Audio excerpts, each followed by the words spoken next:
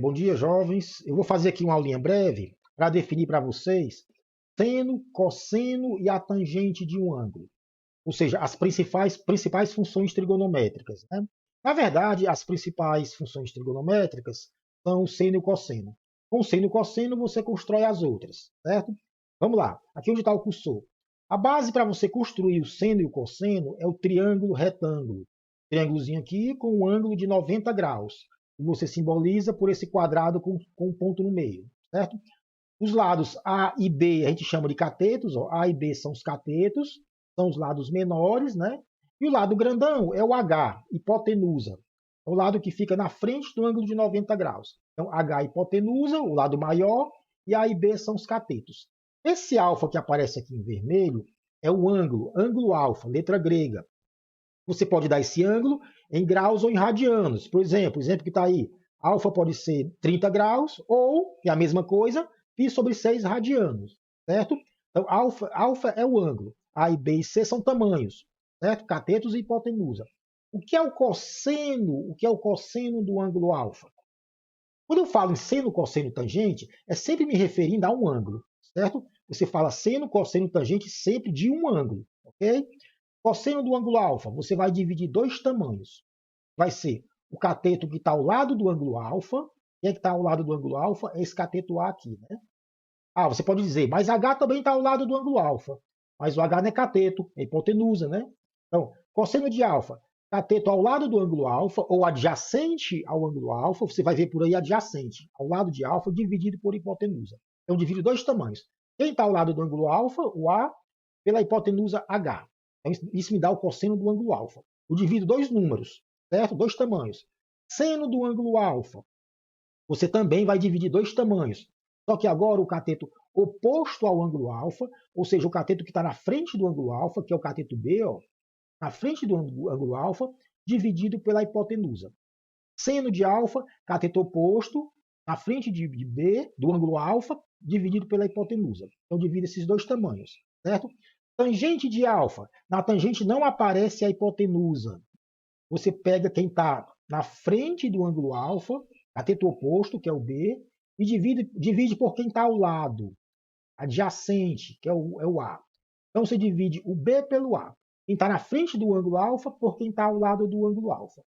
Ok? Certo?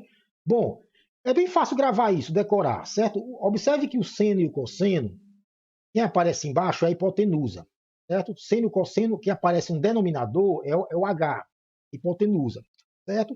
No cosseno você pega o cateto que está ao lado, o A no numerador, e no seno você pega no numerador quem está na frente, que é o B, certo?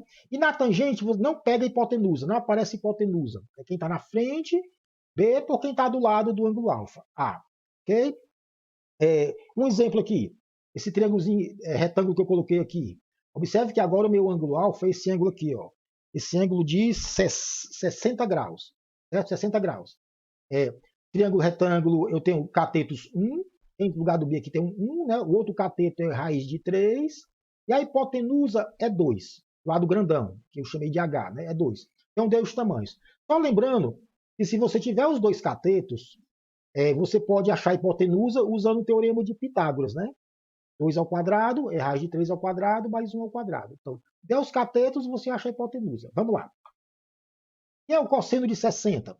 Quando eu falo em cosseno, seno tangente, é sempre me referindo ao ângulo alfa, certo? E é o cosseno do ângulo de 60 graus. É quem? Cosseno, cateto adjacente ou ao lado do ângulo alfa dividido pela hipotenusa. Você pega quem está lá ao lado do ângulo alfa, certo? Ao lado, quem é que está ao lado do ângulo alfa?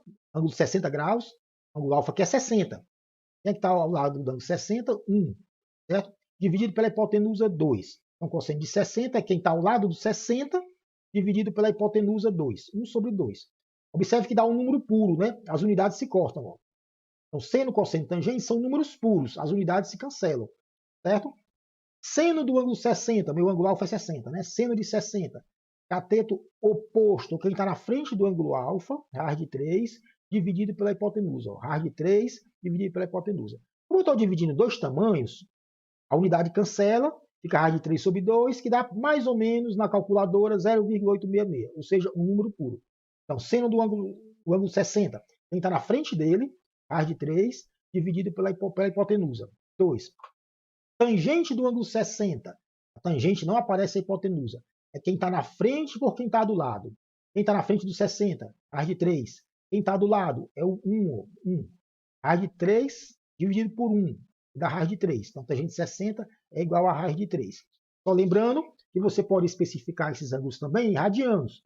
Poderia ter colocado, por exemplo, cosseno de π sobre 3 radianos. Π sobre 3 é 60. Né? Os valores numéricos seriam os mesmos. Né? Ok? Para a gente terminar, observação. Se eu conheço o ângulo, o seno, cosseno e a tangente desse ângulo, eu descubro numa calculadora. Então, se você tem um triângulo, você sabe o ângulo que você está interessado em alguma medida. Eu sei que o ângulo é 30 ou 70 ou outro valor qualquer, você tira o seno, cosseno, a tangente na calculadora. Repetindo, se você conhece o ângulo do triângulo, o seno, cosseno, tangente, você tira pela calculadora ou então é dado no problema, certo? Resumindo, em muitos problemas práticos, você tem o ângulo é dado no problema. O quadrinho que coloquei do lado aí, ó.